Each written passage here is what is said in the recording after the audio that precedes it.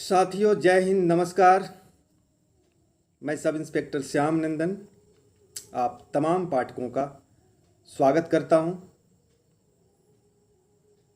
और उम्मीद करता हूं कि आपकी शिक्षा, संस्कार एवं संगति अच्छी होगी एवं आप सही लाइन एवं लेंथ के साथ जीवन की सबसे बड़ी लड़ाई को जीतने की दिशा में अग्रसर हो रहे होंगे। साथियों, मैं इस वीडियो में 2213 सफल सब इंस्पेक्टरों की मेडिकल एवं पुलिस वेरिफिकेशन से संबंधित बात करेंगे तथा दारोगा एवं सिपाही की आने वाले वैकेंसी के संबंध में भी बात करेंगे और साथ ही इसमें आपके लिए मोटिवेशन भी होगा। तो आप वीडियो के अंत तक बने रहें। इधर पाठकों का सब इंस्पेक्टर के मेडिकल एवं पुलिस वेरिफिकेशन से संबंधित काफ़ी सवाल आ रहे हैं। पाठकों द्वारा मेडिकल के संबंध में अनेक सवाल पूछे गए हैं। तो मूल रूप से मैं बता देना चाहता हूं कि सब इंस्पेक्टर का मेडिकल औपचारिक होता है। जो अभ्यर्थी फिजिकल कंप्लीट कर लेता है उसका मेडिकल में छंटने का चांस 0 होता है, नहीं के बराबर होता है, बशर्ते फिजिकल के बाद आपके साथ कोई नया घटना दुर्घटना ना हो जाए।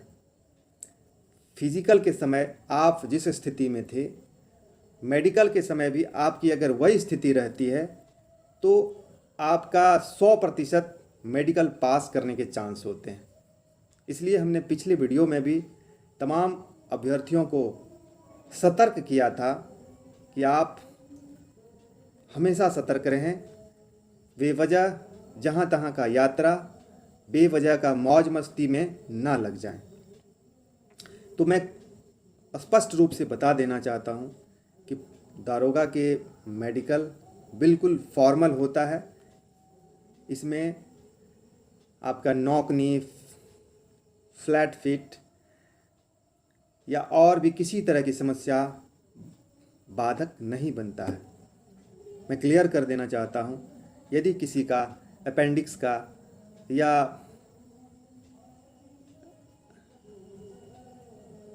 और भी किसी तरह का ऑपरेशन हुआ हो, आपका उंगली कटा छटा हो या शरीर के किसी भी अंग आपका कटा छटा हो, आपके हाथों में 6 उंगलियां हो, आपके शरीर में कहीं सफ़ेद दाग हो, आपके शरीर का कोई भी अंग जला हुआ हो,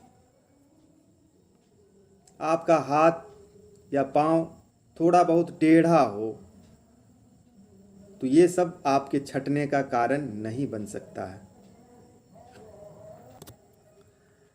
आप चश्मा यूज कर रहे हों, आपका विज़न 6/6 से लेकर 6/18,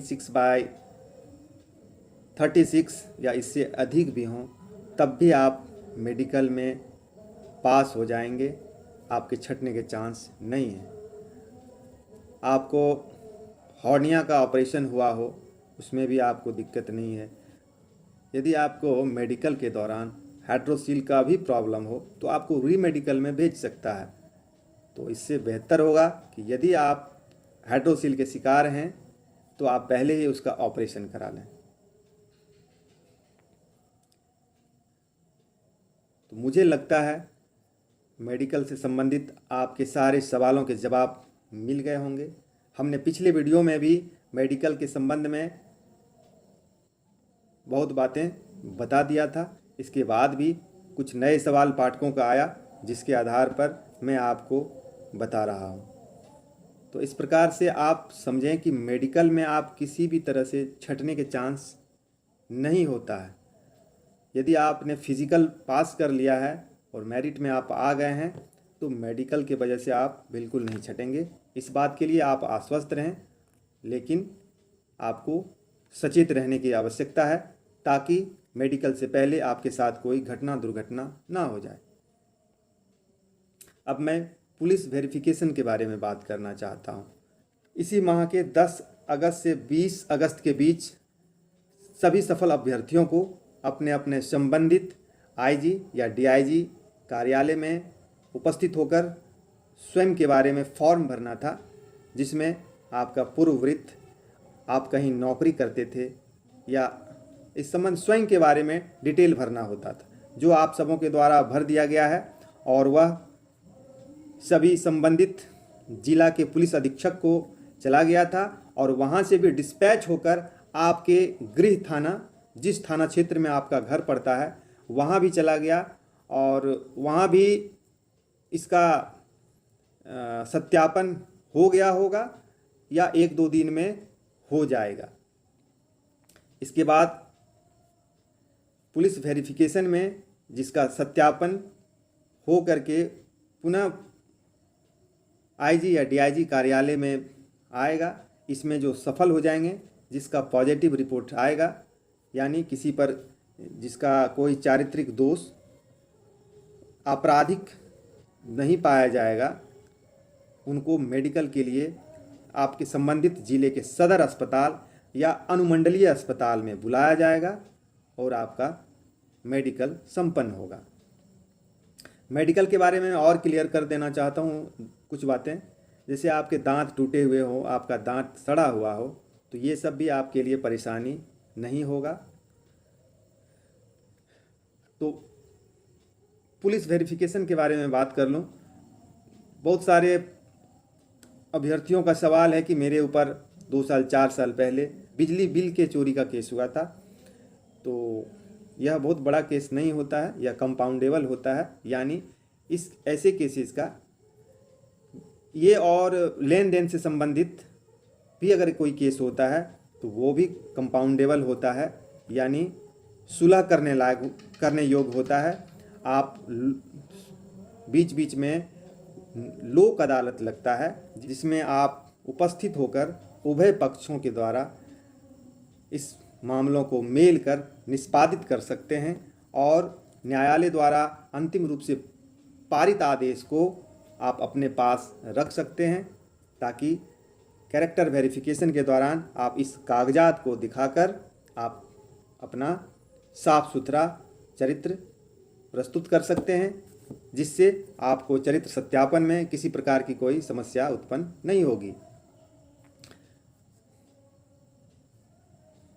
मैं दारोगा, सिपाही या किसी भी एग्ज़ाम के लिए तैयारी कर रहे अभ्यर्थियों के लिए एक चेतावनी देना चाहता हूं कि आप किसी भी विवाद में ना पड़ें। अभी किसी जाति, संप्रदाय या किसी भी विवाद को लेकर के नए लड़के, युवा लड़के सड़कों पे उतर आते हैं, नाराबाजी करते हैं प्रशासन के विरुद्ध, सड़क जाम कर देते हैं। यदि ऐसे मामलों में आपके विरुद्ध यदि प्राथमिकी दर्ज हो जाती है तो आपका भविष्य खराब हो सकता है। चाहे आप पढ़ने में कितना भी प्रतिभावान, कितना भी टैलेंटेड क्यों ना हो, आप पीटी, मेंस, फिजिकल सारे चीज़ निकाल लेने के बाद भी आपका कैरेक्टर वेरिफिकेशन में परेशानी होगी और आप उस नौकरी को, आप उस सेवा को लेने से वंचित हो जाएंगे। तो भविष्य के लिए आप सतर्क रहें, आप किसी भी विवाद से बचे रहें। इसके लिए आप हमेशा विनम्र रहें और अपनी सबसे बड़ी लड़ाई पर फोकस करें। आप जैसे ही अपने लक्ष्य से भटकेंगे, जैसे ही आप अपने लक्ष्य को नहीं देख पा रहे होंगे, आप विचलित हो सकते हैं, आप पथ से भटक सकते हैं।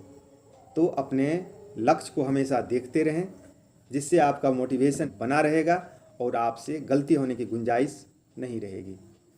साथियों, मैं भविष्य के लिए एक और बात के लिए सुझाव देना चाहूँगा। आप वर्तमान में बहुत अच्छे विद्यार्थी हैं, आप पढ़ने में भी बहुत अच्छे हैं, लेकिन भविष्य में यदि आपकी संगति खराब हो जाती है, आप गलत संगति में पड़ जाते हैं, तो आप अपना जीवन, अपना भविष्य का सत्यानाश कर सकते हैं। इसलिए आप भविष्य के लिए सतर्क रहें, आप बुरे संगति से बचे रहें। आप इस बात को हमेशा अपने जहन में रखें, अपने ध्यान में रखें।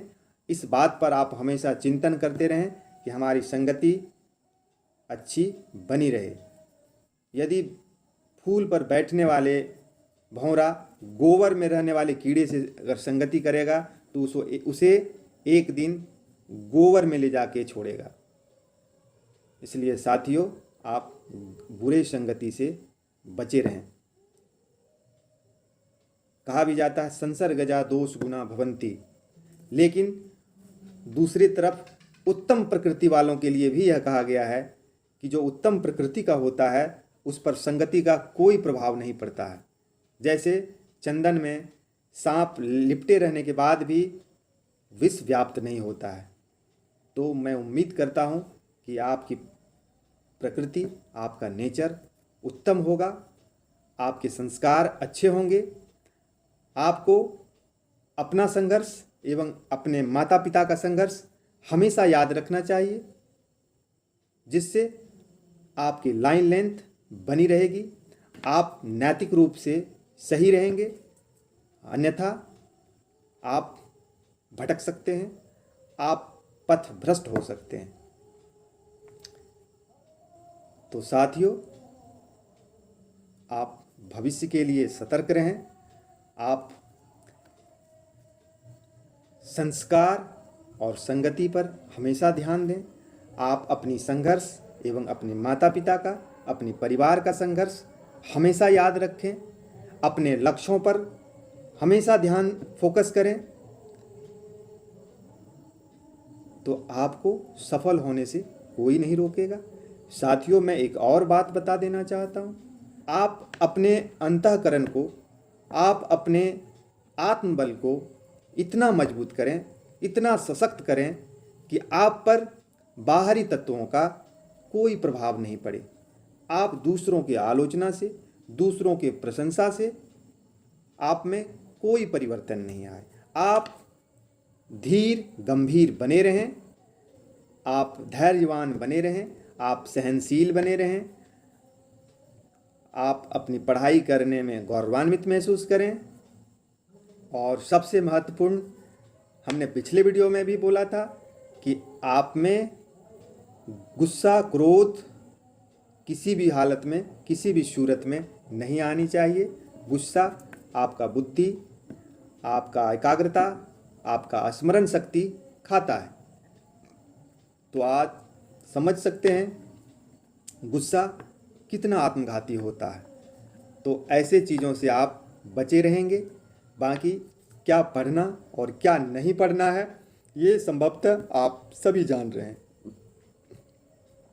फिर भी मैं एक बार बता देना चाहता हूँ, यदि आप बिल्कुल नए सिरे से तैयारी करना चाहते हैं, दारोगा, सिपाही या किसी अन्य एग्ज़ाम का, तो आप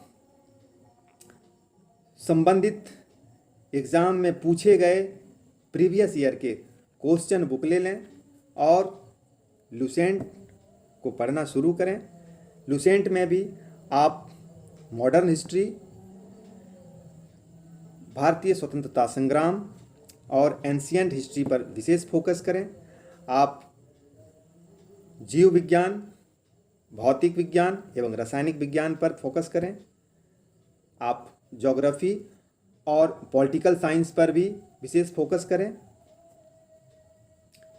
और आप प्रैक्टिस सेट प्रतिदिन बनाएं, लेकिन आप प्रैक्टिस सेट में टिक मार्क ना करें। आप उस सेट को बिल्कुल नए की तरह ट्रीट करें। आप यदि 20 या 25 सेटों का कोई बुक आपने ख़रीदा है तो एक एक करके सभी सेटों को बनाएं। आप उन सेटों को दोबारा बनाएं, आप तिबारा बनाएं।